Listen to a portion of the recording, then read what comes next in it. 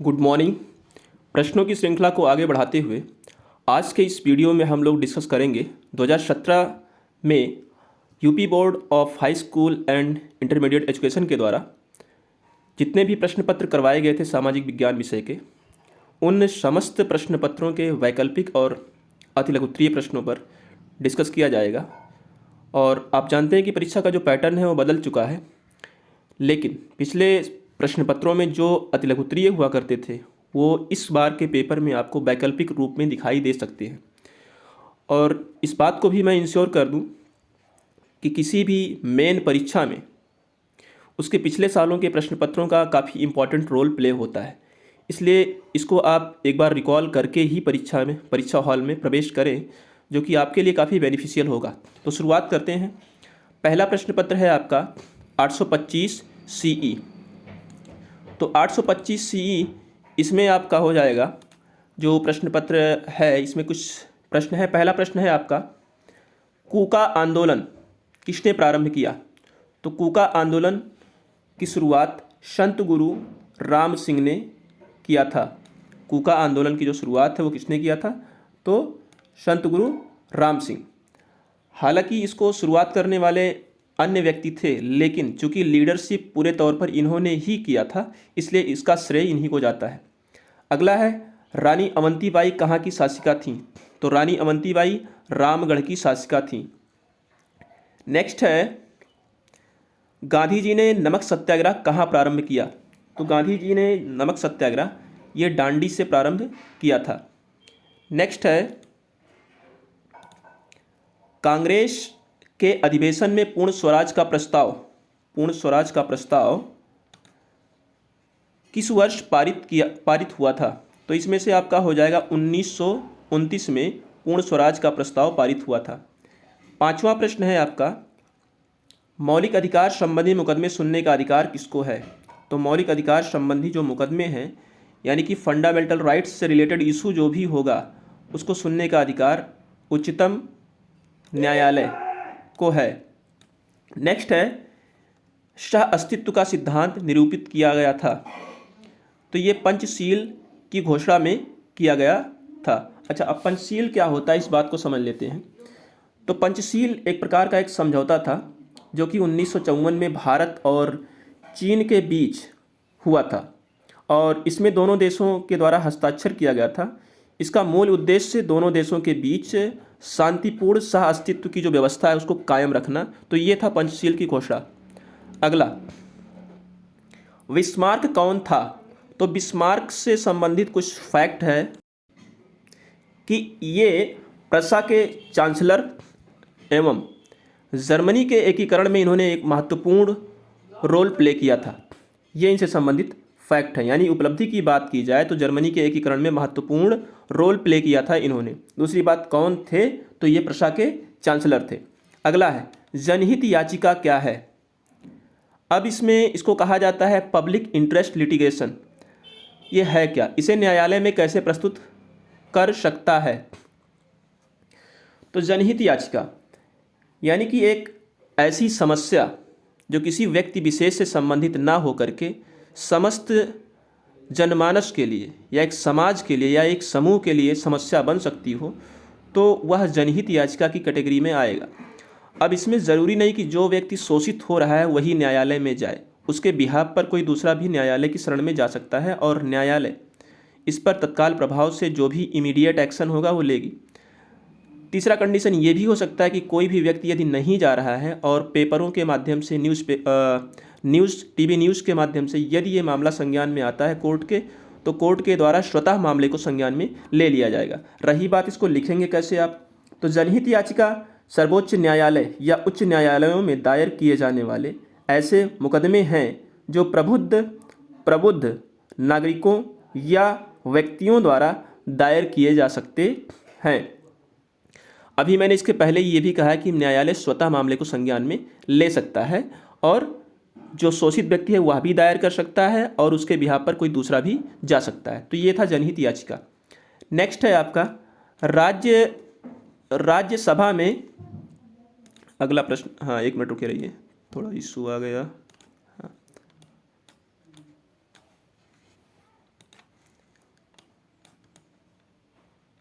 जी, राज्यसभा में अधिकतम कितने निर्वाचित और कितने मनोनीत सदस्य हो सकते हैं? तो राज्यसभा की जब बात की जा रही है तो कहीं ना कहीं इससे संबंधित कुछ तथ्य आपको पता होना चाहिए कि राज्यसभा को उच्च सदन कहा जाता है और लोकसभा को निम्न सदन कहा जाता है। राज्यसभा में राष्ट्रपति के द्वारा अधिकतम 12 सदस्यों को मनोनीत किया जा सकता है और जो निर्वाचित सदस्य हैं उनकी संख्या लगभग 238 के करीब हो सकती है। तो कुल मिलाकर के जब हम जोड़ देंगे तो जो संख्या निकल के आएगा कितना आएगा हमारा 238 और प्लस 12 जोड़ देंगे तो कितना हो जाएगा। तो इस तरीके से ये 250 हो जाएगा। परंतु यदि वर्तमान की बात करें तो वर्तमान में 250 से भी कम इस समय राज्यसभा में सदस्यों की संख्या है। अगला प्रश्न आपका है खंड खा का, निम्नलिखित में से किस राज्य में समुद्र तट नहीं है? तो समुद्र तट नहीं है यानी कि ऐसा स्थान जहां पर जल और स्थल सीमा मिलता हो तो वो क्या कहलाता है? तट कहलाता है। तो यहाँ पर आपका एमपी क्या है? ये तट नहीं बनाता है। मध्य प्रदेश आप देखते हैं तो बीच में है यानी कि ये जो भारत के कोस्टल स्टेट है उस साइड से बिलोंग नहीं करता, इसलिए ये तट नहीं बनाता है। अगला है निम्नलिखित में से कौन क्षेत्र भूस्खलन से अधिक प्रभावित होता है? तो जो पर्वतीय क्षेत्र है ये भूस्खलन से अधिक प्रभावित होता है। निम्नलिखित में से कौन धात्विक खनिज है? तो धात्विक खनिज की जब बात की जा रही है तो ऐसे में तांबा एक धात्विक है और बाकी नॉन मेटलिक हो जाएंगे। अगला है ईंटों का बाजार, ये नेशनल लेवल का जो है मार्केट हो जाएगा। नेक्स्ट है राष्ट्रीय भारत परिवर्तन संस्थान, जिसे नीति आयोग के नाम से भी जाना जाता है, का अध्यक्ष कौन होता है? तो इसके अध्यक्ष की जब बात की जा रही है तो कहीं ना कहीं इसके प्रधानमंत्री अध्यक्ष होते हैं। अगला है भारत की निम्नलिखित में से कौन आयातित वस्तु है? भारत के द्वारा जूट, चमड़ा, चाय इन सबको एक्सपोर्ट किया जाता है, लेकिन खाद्य तेल का इंपोर्ट किया जाता है, इसलिए राइट ऑप्शन आपका ये हो जाएगा। उसके बाद अगला प्रश्न है भारत के किन्हीं 2 लौह उत्पादक राज्यों के नाम। तो इसमें से आपका लौह उत्पादक राज्यों की सूची में पहला नाम हो जाएगा झारखंड और दूसरा हो जाएगा छत्तीसगढ़। अगला है विकासशील देश से आप क्या समझते हैं? अब इसको सिंपल तरीके से समझना ये है कि ऐसे देश जो अभी धीरे धीरे विकास कर रहे हैं यानी कि विकास की उच्चतम अवस्था को प्राप्त करने की कोशिश में प्रयासरत हैं, तो ऐसे देशों को विकासशील देश की सूची में शामिल किया जाता है। ख़ासतौर पे अपने इंडिया की बात करें तो इंडिया अभी डेवलपिंग स्टेज में है, यहाँ पर उस लेवल तक डेवलपमेंट नहीं हो पाया है, बट धीरे धीरे प्रोग्रेस हो रहा है। अगला, भारत में आर्थिक नियोजन की 2 उपलब्धियां बताइए। अब आर्थिक नियोजन क्या होता है इसको कई प्रश्न पत्रों में बताया गया आपको, लेकिन दोबारा रिपीट कर देते हैं। यानी कि एक ऐसी रणनीति बनाना जिसके तहत इकोनॉमिक सिचुएशन को बेहतर तरीके से इम्प्रूव किया जा सके। तो भारत ने भी कोई रणनीति बनाया होगा, तो इसके लिए पहला पॉइंट हो जाएगा देश के सभी क्षेत्रों में संतुलित विकास को सुनिश्चित करना। ये इसकी पहली उपलब्धि है, इन्होंने इस चीज़ को पाया है। और दूसरा हो जाएगा राष्ट्रीय आय तथा प्रति व्यक्ति आय में वृद्धि करना, ये इनकी दूसरी उपलब्धि है। इन्होंने इस तरीके से काम करते हुए इस चीज़ को अचीव किया है। अगला प्रश्न पत्र है 825 CF, इससे संबंधित प्रश्न है पहला, टॉमस मूर कौन था? तो टॉमस मूर एक लेखक थे। टॉमस मूर एक लेखक थे। अगला प्रश्न है समुद्री मार्ग से उत्तमाशा अंतरीप केप ऑफ गुड होप पहुंचने वाला प्रथम यूरोपवासी कौन था? तो बार्थोलोमेव डियाज ने सबसे पहले वहां पर आगमन किया था। अगला है कैथोलिक चर्च के विरुद्ध आवाज़ उठाने वाला धर्म सुधारक ज्विंगली किस देश का निवासी था? तो जैसा कि इसका नाम है ज्विंगली, वैसे इससे संबंधित एक देश भी हो जाता है, वो क्या है? जर्मनी। इससे आप रिलेट करके इसको ध्यान रख सकते हैं। अगला है हिंदुस्तान सोशलिस्ट रिपब्लिकन एसोसिएशन का संस्थापक निम्नलिखित में से कौन था? तो यहाँ पर इस प्रश्न में कई लोग शामिल थे, जैसे चंद्रशेखर आज़ाद, सचिंद्र नाथ सान्याल, योगेश चटर्जी, राम प्रसाद बिस्मिल। इन सभी लोगों के द्वारा मिल करके कानपुर में इस एसोसिएशन की स्थापना की गई थी। अब इसमें से राइट ऑप्शन क्या हो? तो ऐसे में ये जो प्रश्न है आपका गलत है, गलत टाइप किया गया है। कहीं ना कहीं यहाँ पर ये भी शामिल थे, सचिन नाथ सान्याल, योगेश चटर्जी भी थे, चंद्रशेखर आज़ाद भी थे, लेकिन अशफाकुल्लाह खां का जो है संबंध इससे नहीं था। तो प्रश्न ये बनेगा क्या कि संस्थापक निम्नलिखित में से कौन नहीं था? कौन नहीं था? तो अशफाकुल्लाह राइट ऑप्शन आपका हो जाएगा। अगला है दक्षिण एशियाई क्षेत्रीय सहयोग संगठन दक्षेस की स्थापना करने में निम्नलिखित में से किसने पहल की थी? तो इसमें से ये बांग्लादेश के थे एक ज़ियाउर रहमान, उन्होंने इसकी पहल की थी, ज़ियाउर रहमान। अब दक्षेस से संबंधित कुछ महत्वपूर्ण डेटा है उसको समझ लीजिए। तो इसकी जो स्थापना है वो 8 दिसंबर 1985 को किया गया था। इसके जो प्रथम अध्यक्ष थे वो थे अब्दुल एहसान, जो कि बांग्लादेश के निवासी थे। और रही बात इसके मुख्यालय की बात करें तो इसका मुख्यालय काठमांडू, नेपाल में है। वर्तमान में यदि इसके अध्यक्ष की बात करें तो एसाला रुआन वीराकून 1 मार्च 2020 से इसके अध्यक्ष हैं। अब इसमें कितने देश शामिल हैं इसको याद करने के लिए एक आपको ट्रिक है, उसको ध्यान रखना होगा। MBVS पेन, जिसमें हो जाएगा M से हो जाएगा मालदीव, V से भूटान, और फिर नेक्स्ट जो V रहेगा उससे हो जाएगा बांग्लादेश, S से श्रीलंका, P से पाकिस्तान, A से अफ़गानिस्तान, I से भारत और N से नेपाल। तो इस चीज़ को आपको ध्यान रखना है। अगला प्रश्न है आपका छठवां, निम्नलिखित में से कौन सा संस्थान खड़कवासला में स्थित है? तो खड़कवासला में जो स्थित संस्थान है वो है आपका इंडियन मिलिट्री एकेडमी, ये आपका खड़कवासला में स्थित है। अगला प्रश्न है, प्रथम विश्व युद्ध का तात्कालिक कारण क्या था? तो प्रथम विश्व युद्ध का जो तात्कालिक कारण था वो था ऑस्ट्रिया के राजकुमार की हत्या, जिसमें ऑस्ट्रिया के राजकुमार फर्डिनेंड और उनकी पत्नी की 28 जून 1914 में सेरोजोवा में हत्या कर दी गई थी।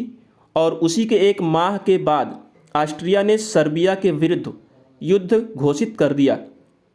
अब जब ये युद्ध चल रहा था तो ऑस्ट्रिया की सहायता में जर्मनी आगे आया और जबकि सर्बिया की सहायता में रूस, फ्रांस और ब्रिटेन। तो इस तरीके से ये प्रथम विश्व युद्ध का एक पूरा क्राइटेरिया बन के तैयार हो गया। अगला है, लोक आयुक्त की नियुक्ति कौन करता है? तो लोक आयुक्त की जो नियुक्ति है राज्यपाल द्वारा किया जाता है। और इनके कार्यकाल की यदि बात करें तो इनका कार्यकाल 5 वर्षों का होता है। अगला है, गुटनिरपेक्ष देश से आप क्या समझते हैं?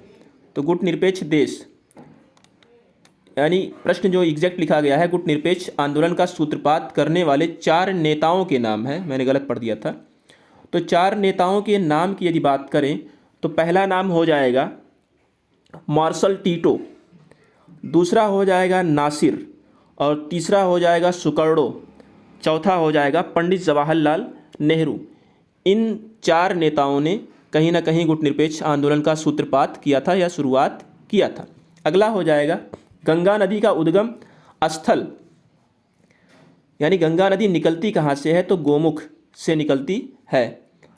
अगला प्रश्न आपका है, भारत का राष्ट्रीय पक्षी कौन है? तो भारत का राष्ट्रीय पक्षी, इसमें से राइट ऑप्शन क्या हो सकता है आपका? मोर। अगला, निम्न में से कौन प्राकृतिक आपदा नहीं है? सुनामी, बाढ़, ज्वालामुखी, वैश्विक तापन। अब यहाँ पर जो ग्लोबल वार्मिंग है कहीं ना कहीं हम सभी लोगों की एक्टिविटी के कारण इम्प्रूव हो रहा है, तो कहीं ना कहीं इसमें मानव का कुछ रोल है, इसलिए इसको दिए गए विकल्पों में हम सही मानेंगे। अगला, गांधी टोपी का बाजार कैसा बाजार है? तो गांधी टोपी का जो बाजार है ये राष्ट्रीय बाजार कहलाएगा। नेक्स्ट है, भारतीय रिजर्व बैंक का राष्ट्रीयकरण कब किया गया? तो भारतीय रिजर्व बैंक का राष्ट्रीयकरण 1949 में किया गया। अगला प्रश्न है, भारतीय निर्यात व्यापार की वस्तु है, यानी कि भारत के द्वारा किस चीज़ का एक्सपोर्ट किया जाता है? तो ऐसे में यहाँ पर हो जाएगा चाय। अगला है, भारत के किन्हीं दो अभ्रक उत्पादक राज्यों के नाम। तो अभ्रक उत्पादक राज्यों के नाम की यदि हम बात करें तो यहाँ पर हो जाएगा बिहार और झारखंड, ये दो अभ्रक उत्पादक राज्य हैं। 22वां है आपका, विकसित देश से आप क्या समझते हैं, किसी एक विकसित देश का नाम बताइए। यानी कि ऐसा देश जो कहीं ना कहीं अपना संपूर्ण ओवरऑल डेवलपमेंट कर चुका है, वो विकसित देश की कैटेगरी में आएगा। जैसे अमेरिका हो गया, जापान हो गया, ये सब क्या है, डेवलप हो चुके हैं।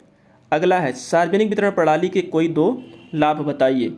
तो सार्वजनिक वितरण प्रणाली के दो लाभ की यदि बात करें तो कहीं ना कहीं सरकारों के माध्यम से इसको अपनाने के पीछे कुछ ना कुछ बेनिफिट सोचा गया होगा पहले। तो पहला इसमें लाभ ये था कि सस्ते दर पर राशन उपलब्ध कराया गया, ये इसका पहला लाभ है। दूसरा, मांग और पूर्ति के मध्य जो खाई थी उसको पाटने में सफलता प्राप्त हुई। यानी कि जो डिमांड और सप्लाई के बीच जो काफ़ी अंतर हुआ करता था, उस अंतर को रिड्यूस करने में बेनिफिट मिला, लाभ मिला। तो ये इसका दूसरा लाभ हो जाता है। अगला प्रश्न पत्र है आपका 825 CG। इसके वैकल्पिक प्रश्न देख लेते हैं। पहला प्रश्न है, प्रोटेस्टेंट आंदोलन का प्रारंभ किया था। तो मार्टिन लूथर ने इस आंदोलन का प्रारंभ किया था। अब मार्टिन लूथर ने इसका प्रारंभ किया था, तो मार्टिन लूथर एक समाज सुधारक थे, इस बात को ध्यान रखना है। अगला है, फ्रांस की प्राचीन संसद का क्या नाम था। तो फ्रांस की प्राचीन संसद का नाम स्टेट्स जनरल था। अगला प्रश्न है, सविनय अवज्ञा आंदोलन का मुख्य केंद्र कहाँ था। तो सविनय अवज्ञा आंदोलन का मुख्य केंद्र साबरमती आश्रम था। नेक्स्ट प्रश्न है आपका, भारत के अंतिम भारतीय गवर्नर जनरल थे। तो दिए गए विकल्पों में से आपका राइट ऑप्शन हो जाएगा राजगोपालाचारी। राजगोपालाचारी ये अंतिम भारतीय गवर्नर जनरल थे। इन्होंने 1948 से 1950 तक भारत के अंतिम गवर्नर जनरल के रूप में कार्य किया था। अगला प्रश्न है, भारतीय संसद में कितने सदन हैं। तो यहाँ पर राइट ऑप्शन हो जाएगा 2। अगला, संयुक्त राष्ट्र संघ की स्थापना कब हुई थी। तो संयुक्त राष्ट्र संघ की जो स्थापना है वो 1945 में की गई थी। ये आपका गा वाला राइट ऑप्शन हो जाएगा। संयुक्त राष्ट्र संघ से संबंधित कुछ महत्वपूर्ण तथ्य हैं। इसके वर्तमान में महासचिव कौन है, एंटोनियो गुटेरस, और इसका जो हेडक्वार्टर है वह है USA का एक शहर है न्यूयॉर्क। दूसरा, इसके कुछ अन्य कार्यालय हैं, वो कहाँ कहाँ पर हैं। तो पहला है हेग में, दूसरा है जिनेवा, तीसरा है नैरोबी और चौथा है वियना में। नेक्स्ट आपका प्रश्न है, यूरोप में धर्म सुधार आंदोलन किसके विरुद्ध था। तो यूरोप में धर्म सुधार जो आंदोलन था वो मुख्य रूप से अगर हम बात करें किसके प्रति था, तो पोप के प्रति मुख्य रूप से यूरोप में धर्म सुधार आंदोलन की शुरुआत की गई थी। नेक्स्ट प्रश्न आपका 8वां है, राष्ट्रसंघ लीग ऑफ नेशंस की स्थापना कब और किसने की थी। तो लीग ऑफ नेशंस की स्थापना 1920 में वुडरो विल्सन के प्रयास से किया गया था। 9वां प्रश्न है, भारत छोड़ो आंदोलन में गांधी जी ने कौन सा नारा दिया था। तो भारत छोड़ो आंदोलन में गांधी जी ने डू और डाई का नारा दिया था, यानी कि करो या मरो का नारा दिया था। अगला प्रश्न है, भाखड़ा नांगल बांध किस नदी पर है। तो भाखड़ा नांगल बांध ये सतलुज नदी पर है। नेक्स्ट है, भारत में कोयला उत्पादन में प्रथम स्थान किसका है। तो झारखंड का कोयला उत्पादन में प्रथम स्थान है। काली मिट्टी का निर्माण होता है। तो ज्वालामुखी विस्फोट से काली मिट्टी का निर्माण होता है। नेक्स्ट है, आयकर आय का साधन है। तो आयकर जो होता है वो आय का साधन है केंद्र सरकार का। अगला है, भारत में सबसे कम वर्षा होती है। तो भारत में सबसे कम वर्षा राजस्थान में होती है। नेक्स्ट है, भारत में आर्थिक उदारीकरण की नीति कब आरंभ की गई थी। तो भारत में आर्थिक उदारीकरण की जो नीति है 1991 में शुरू किया गया था। अगला, जनसंख्या के घनत्व से आप क्या समझते हैं। तो जनसंख्या का घनत्व यानी कि डेंसिटी की बात कर रहा है। तो इसको समझने के लिए कुछ थोड़ा सा ध्यान से सुनिएगा आप कि प्रति वर्ग किलोमीटर में कितनी आबादी रहती है, वही क्या कहलाता है, जनसंख्या घनत्व। यदि हम बात करें भारत का सबसे अधिक जनसंख्या घनत्व वाला राज्य कौन सा है, तो बिहार। बिहार में प्रति वर्ग किलोमीटर में 1106 लोग रहते हैं। अगला प्रश्न है आपका, भारत में सूती वस्त्र उद्योग के 4 प्रमुख केंद्र। तो भारत में सूती वस्त्र उद्योग के 4 प्रमुख केंद्र हो जाएंगे कोल्हापुर, उसके बाद हो जाएगा कोयम्बटूर, नेक्स्ट हो जाएगा वडोदरा और चौथा हो जाएगा अहमदाबाद। ये इसके 4 प्रमुख केंद्र हैं। अगला है पूंजी को परिभाषित कीजिए। तो पूंजी क्या है, अब इसको कैपिटल भी कहा जाता है। तो इससे संबंधित इकोनॉमिक्स के जो जनक हैं उन्होंने एक परिभाषा दिया है। उनका मानना यह है कि पूंजी किसी मनुष्य के स्टॉक का वह भाग है जिसे वह प्राप्त करने की आशा करता है, एडम स्मिथ ने कहा है। रही इसकी बात 2 लक्षण की, तो पहला लक्षण हो जाएगा पूंजी मानव द्वारा निर्मित साधन है, प्रकृति का उपहार नहीं। इसको मानव स्वयं बनाता है, ना कि इसको ईश्वर के द्वारा प्रदान किया जाता है। दूसरा, पूंजी उत्पत्ति का निष्क्रिय साधन है जो मानव की सक्रियता द्वारा ही कार्यशील होती है। इस पॉइंट को समझिए इस तरीके से कि भाई अगर आपके पास कैपिटल है, आप सक्रिय रहेंगे तो उसको और बढ़ा सकते हैं, अन्यथा वो आपको कमा के नहीं देगा। इसलिए जब आप सक्रिय हैं तभी आपके लिए बेनिफिशियल है। अगला है प्रश्न पत्र आपका 825 CH। तो 825 CH का जो पहला प्रश्न है आपका, यूरोप में पुनर्जागरण किस देश से प्रारंभ हुआ। तो पुनर्जागरण इटली से प्रारंभ हुआ। नई दुनिया की खोज किसने की, तो कोलंबस ने नई दुनिया की खोज की। नेक्स्ट आपका है योजना आयोग की स्थापना किस वर्ष हुई। तो योजना आयोग की स्थापना 1950 में की गई। नेक्स्ट है बेगम हजरत महल किस नगर से संबंधित हैं। तो बेगम हजरत महल का संबंध लखनऊ से है। अगला, भारत में राज्यों की संख्या, भारत में राज्यों की जो संख्या कितनी है। तो भारत में वर्तमान में राज्यों की जो संख्या है वो 28 है और 8 केंद्र शासित प्रदेश भी हैं, इस बात को ध्यान रखना। अगला प्रश्न है आपका, भारत का प्रधानमंत्री किसके प्रति उत्तरदायी होता है। तो भारत का प्रधानमंत्री लोकसभा के प्रति उत्तरदायी होता है। नेक्स्ट है आपका, अमेरिका में ब्रिटेन के कितने उपनिवेश थे। अमेरिका की क्रांति किसके नेतृत्व में हुई। तो यहाँ पर 7वें प्रश्न का उत्तर हो जाएगा कि अमेरिका के ब्रिटेन में 13 उपनिवेश थे। कितने थे, 13 उपनिवेश थे। और वहाँ की जो क्रांति है वो जॉर्ज वाशिंगटन के नेतृत्व में हुई थी। नेक्स्ट है द्वितीय विश्व युद्ध के 2 कारण। तो द्वितीय विश्व युद्ध के 2 कारण हो जाएंगे। पहला कारण हो जाएगा सन 1939 में जर्मनी की सेनाओं का पोलैंड में घुस जाना, ये एक पहला फैक्टर है। सेकंड है लीग ऑफ नेशंस की स्थापना हुई थी, ये दूसरा कारण है। और लीग ऑफ नेशंस जो बनाया गया था वो सही तरीके से फॉलो नहीं हो रहा था, ये एक फैक्टर बन के निकला। अगला, राज्यपाल के किन्हीं 2 अधिकारों यानी कि शक्तियों का उल्लेख कीजिए। तो राज्यपाल क्या करता है, विधानसभा का अधिवेशन बुलाता है, या इसका अधिकार है कि वो विधानसभा का अधिवेशन बुला सकता है। और सेकंड हो जाएगा मुख्यमंत्री की नियुक्ति करना, यानी कि जो भी स्टेट का मुख्यमंत्री होगा, चीफ मिनिस्टर होगा, वो शपथ ग्रहण राज्यपाल के सामने ही करता है। अगला प्रश्न है, निम्नलिखित में से किस राज्य में टाटा लौह इस्पात संयंत्र है। तो ये हो जाएगा झारखंड। तो झारखंड आपका राइट ऑप्शन है। नेक्स्ट है, अनावृष्टि से होने वाली आपदा को कहा जाता है सूखा, यानी कि जब भी बारिश नहीं हो पा रही है तो उससे कुछ एक सिचुएशन क्रिएट होगी, उसे सूखा कहा जाएगा।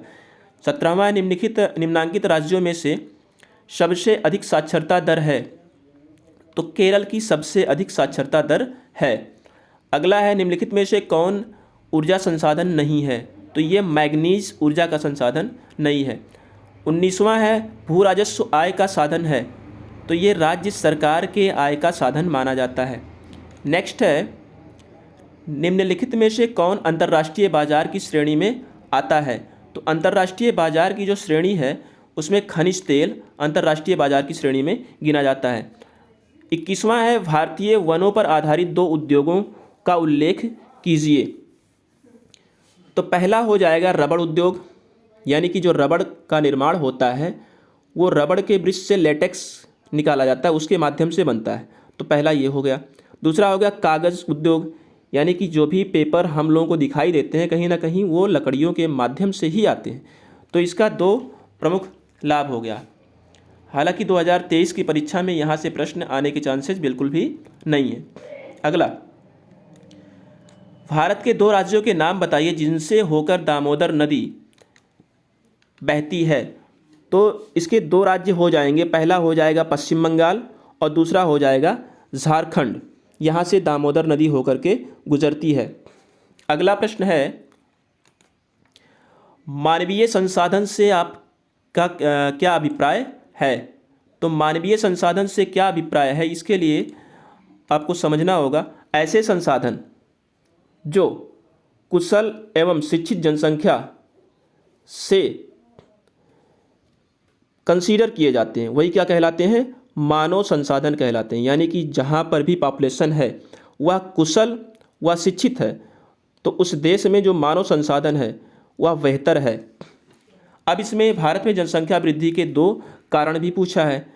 तो सबसे पहला कारण हो जाएगा निरक्षरता और दूसरा संतान प्राप्ति की इच्छा, तीसरा हो जाएगा निर्धनता। ये जनसंख्या विस्फोट के कारण भी हैं। अगला प्रश्न है, अगला प्रश्न पत्र आपका आ गया 825 CI। इसमें पहला प्रश्न है, लोकसभा में नामित सदस्यों की जो संख्या है वो कितनी हो सकती है मैक्सिमम। तो 2, यानी कि लोकसभा में 2 लोगों को मनोनीत किया जा सकता है। दूसरा है, आधुनिक भारत का निर्माता किसे माना जाता है। तो स्वामी विवेकानंद को इसका श्रेय जाता है। तीसरा है आपका, किस यूरोपीय शक्ति ने भारत में सबसे अंत में प्रवेश किया। तो सबसे अंत में प्रवेश की यदि बात करें तो फ्रांस ने सबसे अंत में प्रवेश किया। अब लुई 16वां के कार्यकाल में 1664 ईस्वी में भारत से व्यापार करने के उद्देश्य से फ्रांसीसी ईस्ट इंडिया कंपनी की स्थापना की गई थी और 1668 में इन्होंने सूरत में तथा 1669 में मछलीपट्टनम में एक फैक्ट्री की स्थापना की थी। ये था अतिरिक्त डाटा इस प्रश्न से संबंधित। चौथा, भारत के उच्चतम न्यायालय के न्यायाधीशों की नियुक्ति कौन करता है। तो यहाँ पर है राष्ट्रपति। पांचवा है, निम्नलिखित में से गुट निरपेक्ष आंदोलन का अग्रदूत किसे कहा जाता है।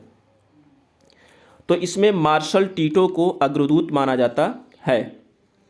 अगला प्रश्न है, अमेरिका में स्वतंत्रता दिवस कब मनाया जाता है। तो अमेरिका में स्वतंत्रता दिवस 4 जुलाई को मनाया जाता है। 4 जुलाई, इस डेट को आपको ध्यान रखना है, 4 जुलाई। अगला 7वां है, भारत में संघीय कार्यपालिका के संवैधानिक एवं वास्तविक प्रधान के नाम बताइए। तो संवैधानिक कार्यपालिका के वास्तविक प्रधान का नाम हो जाएगा आपका, पहला हो जाएगा तो संवैधानिक प्रधान यानी कि राष्ट्रपति को संवैधानिक प्रधान बनाया जाता है या वो होते हैं।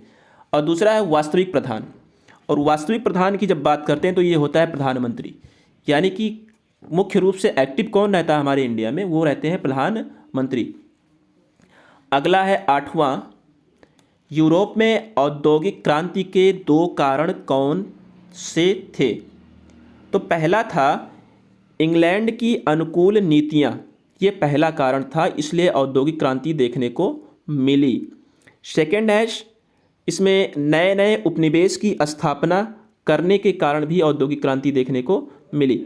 अगला है, भारत के उन 4 राज्यों का नाम लिखिए जो पाकिस्तान की सीमा को स्पर्श करते हैं। तो पहला हो जाएगा जम्मू कश्मीर, दूसरा हो जाएगा पंजाब, तीसरा हो जाएगा गुजरात और चौथा हो जाएगा राजस्थान। अगला प्रश्न आपका है, भारत की जनगणना 2011 के अनुसार भारत की जनसंख्या है, तो भारत की जनगणना 2011 के अनुसार 121 करोड़ के ऊपर लगभग थी। बट वर्तमान में यदि हम बात करें तो भारत की जो जनसंख्या है 140 करोड़ 42,34,872 है वर्तमान में।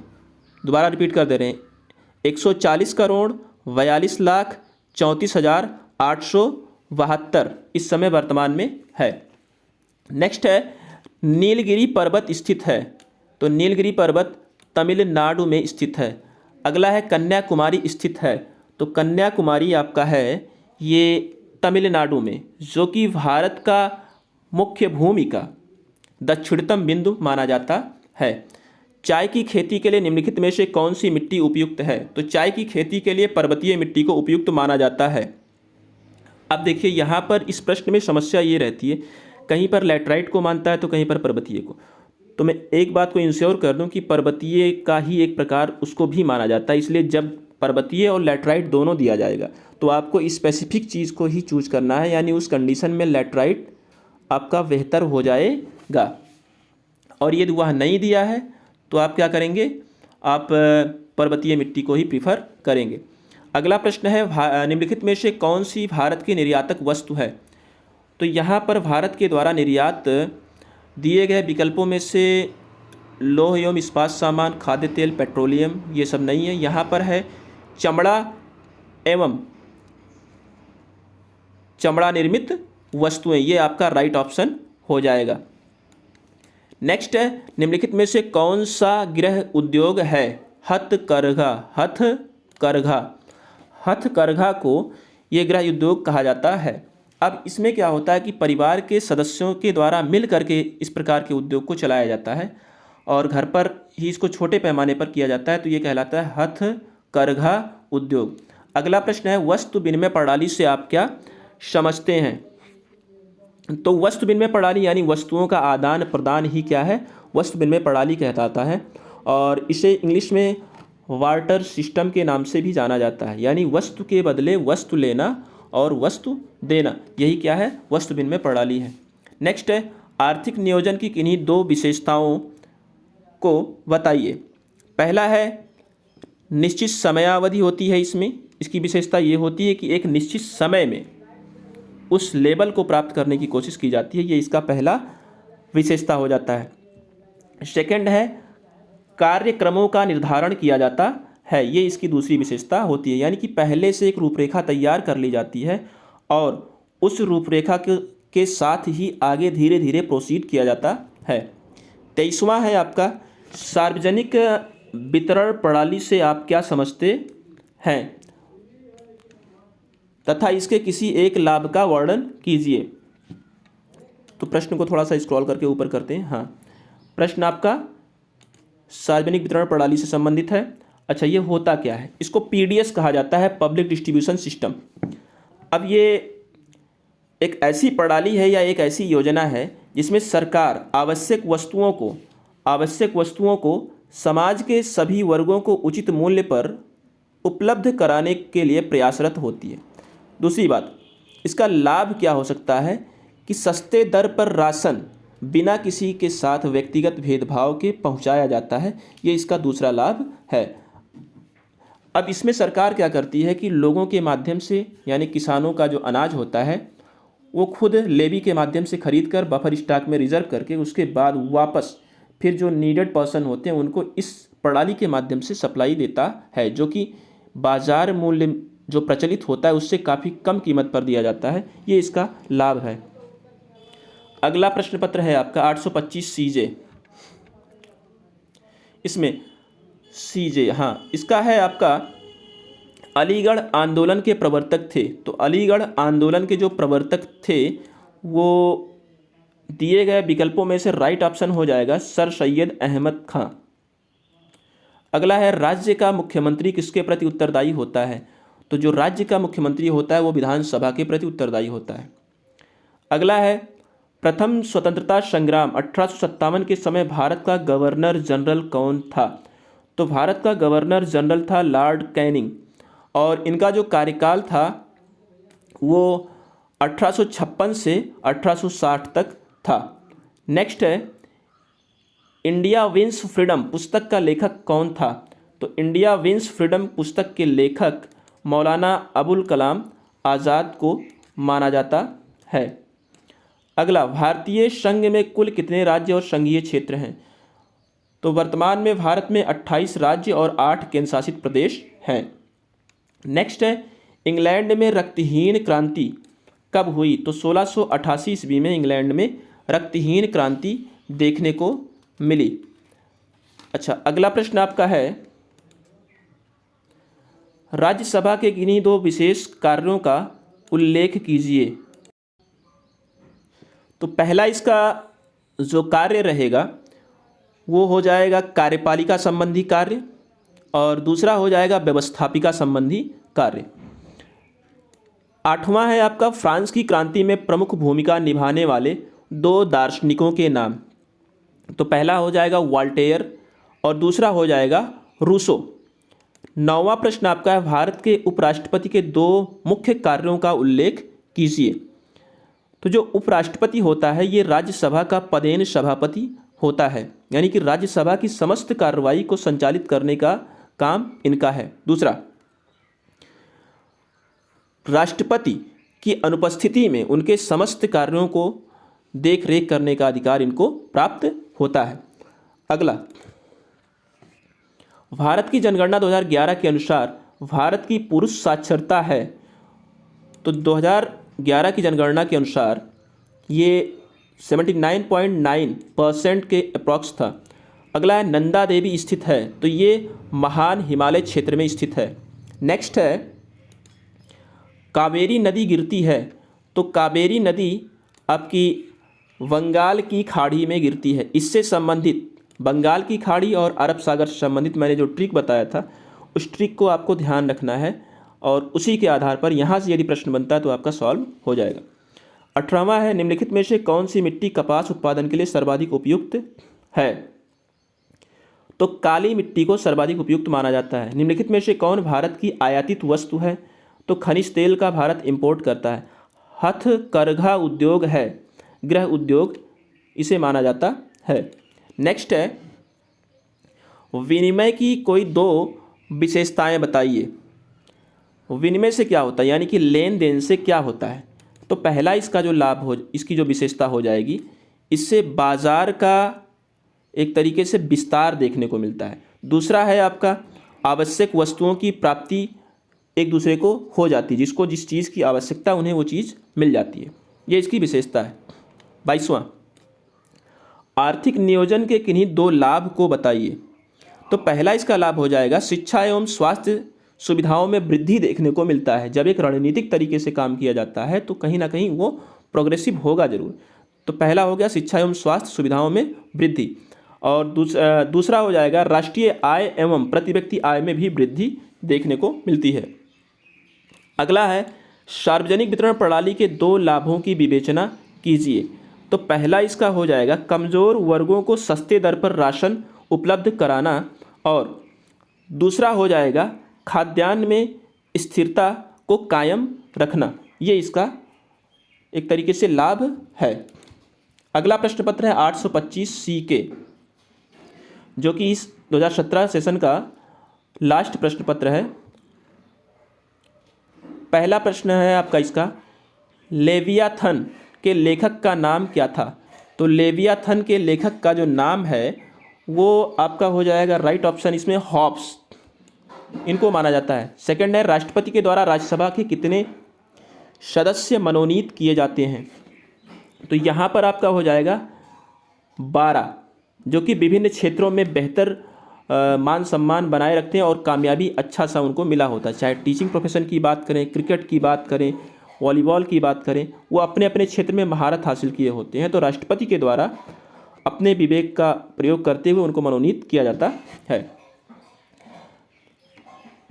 अगला है, पुनर्जागरण किस देश में प्रारंभ हुआ था? तो ये इटली में प्रारंभ हुआ था। नेक्स्ट है, राज्यसभा का पदेन सभापति कौन होता है? तो उपराष्ट्रपति को राज्यसभा का पदेन सभापति माना जाता है। भारत में शिक्षक दिवस कब मनाया जाता है? तो 5 सितंबर को मनाया जाता है। नेक्स्ट है, इंग्लैंड में रक्तहीन क्रांति किस सन में हुई थी? तो इंग्लैंड में रक्तहीन क्रांति की जो शुरुआत है वो 1688 ईस्वी में देखने को मिली थी। 7वां प्रश्न आ जाता है, रामकृष्ण मिशन की स्थापना कब और किसने की थी? तो रामकृष्ण मिशन की जो स्थापना है इसका श्रेय जाता है विवेकानंद को, और विवेकानंद जी ने 1897 ईस्वी में इसकी स्थापना की थी। 8वां प्रश्न है आपका, द्वितीय विश्व युद्ध के बाद विश्व किन दो गुटों में विभाजित हो गया? तो जब द्वितीय विश्व युद्ध शुरू हुआ था तो उसके बाद जो देश था वो दो गुटों में विभाजित हो गया। तो पहला जो गुट था साम्यवादी गुट का नेतृत्व, जो साम्यवादी गुट यानी कि इसका नेतृत्व कौन कर रहा था? रूस कर रहा था। दूसरा पूंजीवादी गुट, जिसका नेतृत्व कौन कर रहा था? अमेरिका कर रहा था। तो पहला क्या हो गया? साम्यवादी गुट, और दूसरा हो गया पूंजीवादी गुट। 9वां है, फ्रांस की क्रांति के दो परिणाम लिखिए। तो फ्रांस की क्रांति जब सफल हुई तो इससे फ्रांस में जनतंत्र की स्थापना देखने को मिली, जो कि एक पॉजिटिव पॉइंट हो जाता है। और सेकंड है सामंतवाद से मुक्ति, यानी कि जो घिसी पिटी व्यवस्था को अपनाया गया था, इससे समाज शोषित हो रहा था, कहीं ना कहीं उससे मुक्ति मिल गई थी। ये इसका परिणाम है। अगला है नेपानगर संबंधित है। तो नेपानगर कागज उद्योग से संबंधित है। नेपानगर कागज उद्योग से संबंधित है। नेक्स्ट है, निम्न में से कौन प्राकृतिक आपदा नहीं है? तो यहाँ पर बाढ़, सूखा, भूकंप, इन सभी पर मनुष्य का कोई कंट्रोल नहीं होता है, लेकिन रेल दुर्घटना क्या है? ये मनुष्य के द्वारा ही क्रिएट किया गया, तो इसलिए ये क्या है? ये आपका हो जाएगा प्राकृतिक आपदा नहीं है, ये एक कृत्रिम आपदा है। भिलाई लौह इस्पात कारखाना, भिलाई लौह इस्पात कारखाना किस राज्य में स्थित है? तो छत्तीसगढ़ में स्थित है। नेक्स्ट है, श्वेत क्रांति संबंधित है। तो श्वेत क्रांति जो संबंधित है ये दुग्ध उत्पादन यानी कि दूध उत्पादन बढ़ाने के लिए इस क्रांति की शुरुआत की गई थी, और इसकी जो शुरुआत थी इसको वर्गीस कुरियन ने किया था। अगला, भारतीय रिजर्व बैंक की स्थापना हुई थी 1935 में। भारतीय रिजर्व बैंक की स्थापना हुई थी। नेक्स्ट है, निम्न में से कौन मिट्टी चाय की खेती के लिए उपयुक्त है? अब यहाँ पर फिर वही प्रश्न रिपीट हो गया है, तो मैं दोबारा रिपीट कर दूं कि पर्वतीय और लैटराइट, यदि दोनों दिया रहेगा तो आपको लैटराइट को प्रीफर करना रहेगा। यदि दोनों में से कोई एक है तो उसको आपको ऑलरेडी सिलेक्ट कर देना है। तो यहाँ पर पर्वतीय आपका करेक्ट ऑप्शन हो जाएगा। 21वां प्रश्न आपका है, अरब सागर में गिरने वाली दो नदियों के नाम। तो अरब सागर में गिरने वाली दो नदियाँ हैं आपकी हो जाएंगी, पहला हो जाएगा ताप्ती और दूसरा हो जाएगा नर्मदा। 22वां प्रश्न है, भारत की दो व्यापारिक फसलों के नाम। तो पहला हो जाएगा जूट और दूसरा हो जाएगा चाय। 23वां प्रश्न आपका है, आर्थिक नियोजन के दो लाभ। पहला लाभ हो जाएगा कृषि एवं औद्योगिक उत्पादन को बढ़ाने में सफलता मिलती है, ये इसका पहला लाभ हो गया। दूसरा, राष्ट्रीय आय एवं प्रति व्यक्ति आय में वृद्धि देखने को मिलती है, ये इसका दूसरा लाभ हो गया। क्योंकि जब रणनीतिक तरीके से कार्य को अंजाम दिया जाता है तो ऐसे में इन चीज़ों पर विशेष प्रभाव पड़ता है। तो ये थे आपके 2017 के समस्त प्रश्न पत्रों में आए हुए वैकल्पिक और अतिलघुत्तरीय प्रश्न। मैं एक बार पुनः रिपीट कर दूं कि इन प्रश्नों को आप एक बार देख के अवश्य परीक्षा में प्रवेश करें, क्योंकि पिछले पेपर का मेन परीक्षा में काफ़ी महत्वपूर्ण रोल प्ले होता है। धन्यवाद।